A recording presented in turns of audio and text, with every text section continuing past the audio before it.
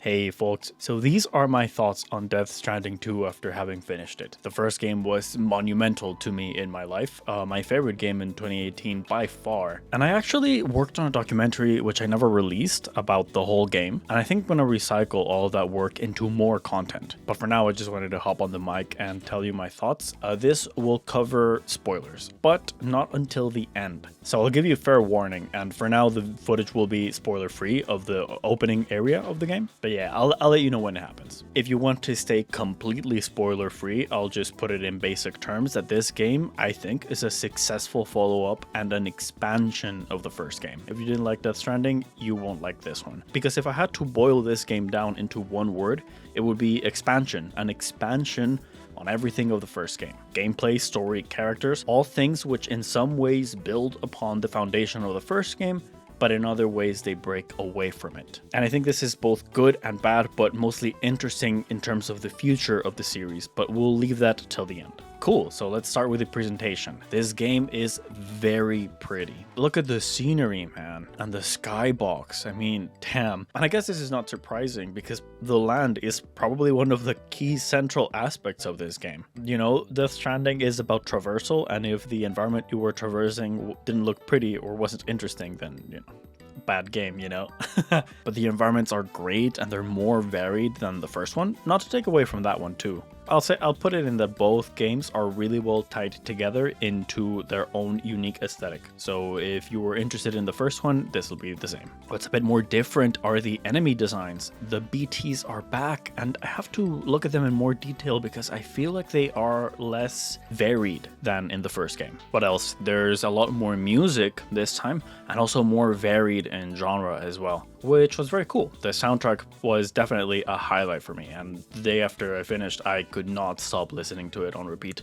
BB's theme in particular really stuck out to me, despite it being in the first game as well. Okay, let's move on to the gameplay, and the first thing that hit me right as I started playing is that this game, you just jump right in. This game wastes no time. And I think a key part of the identity of this game is that it presents itself more as a sandbox than the first one did. I've been going back to the original, and I think because the concept was so new back then, the game eases you into it and it takes a few hours for all of the mechanics to unfold before you. It really takes its time to give you access to everything. And I think because most of the people who are going to play this game are familiar at least a little bit with Death Stranding, it doesn't really waste time presenting you with everything that you can do. It doesn't take nearly as long as it did with the first one to be up to speed and just like let you have fun whichever way you want. And I've heard online the general consensus seemed to be that this game is easier.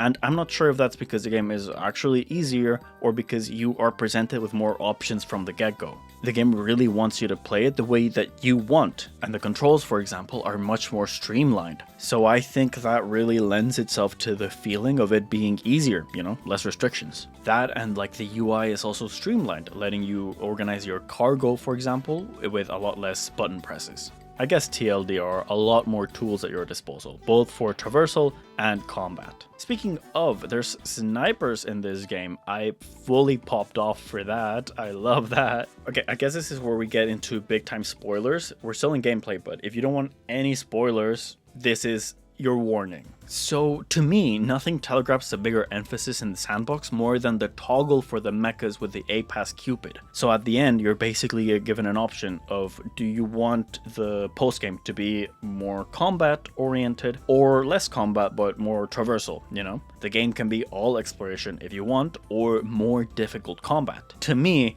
that's objectively a good call. It lets the game be whatever you want it to be.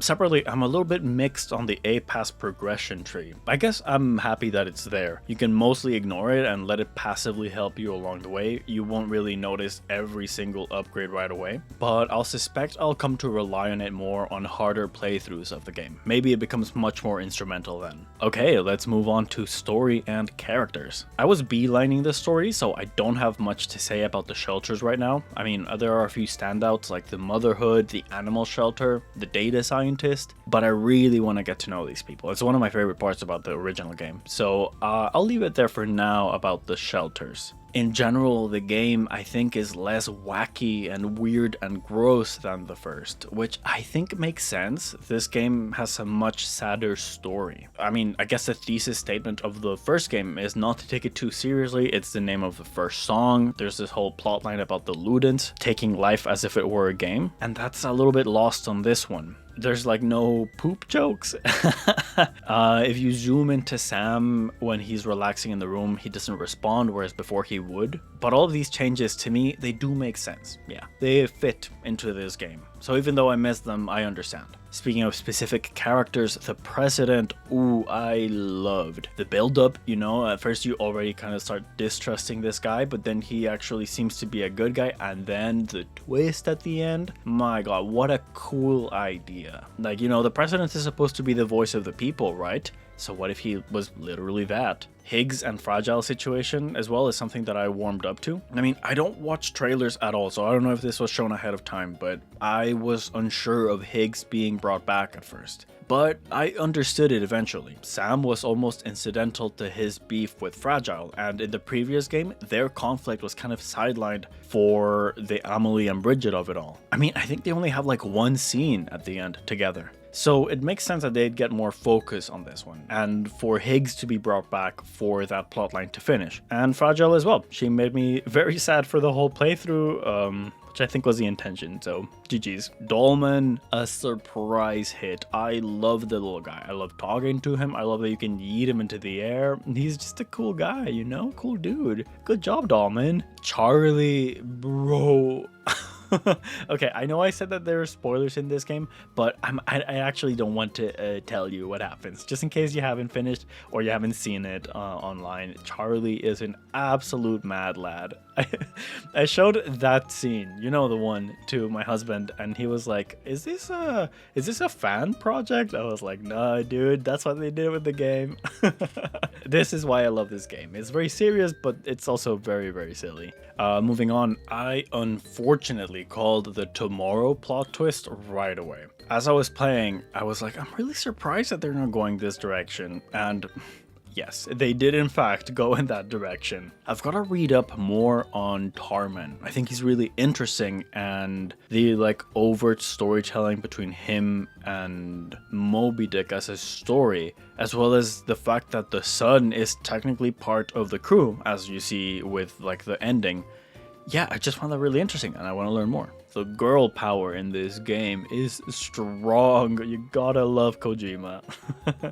I feel similar about Cliff from the first game as I do about Neil in this one. Cliff was like foreshadowed as a character who would have a big impact on the story, and he did, but it was more so in hindsight. It was a clever twist that you thought that by plugging into the BB's pod you were seeing Lou's memories, when in reality you were seeing Sam's, and he didn't even know. And like, yeah, don't get me wrong, I love that, but the fact that it was all in hindsight and he didn't really have a presence later did kind of take away from his impact to the story. Resolving his conflict didn't really progress the story, it just told you more about Sam's character. And I feel like Neil is similar, although his story is a little bit more focused. And it was very surprising to me that the love story between him and Lucy was given way more focus than her and Sam, who, you know, is the protagonist of the game and the father of Lou. But Neil accepted being Lou's stepfather, and later when he came across Fragile on the beach, he kept his word. Yeah, it's the same story in a way, but it's just a bit more centered, a bit more organized. And in a way, I also feel like it knows its place. It remains contained in a specific plotline. You know, Cliff was connected to Bridget and Amelie. Neil isn't. He's just a guy trying to do what's best of a really dark situation. That said, I also need to explore more the connection between him and Solid Snake. I am intrigued. Theories in the comments, please. And also, if I'm just being honest, I am a massive simp for this man.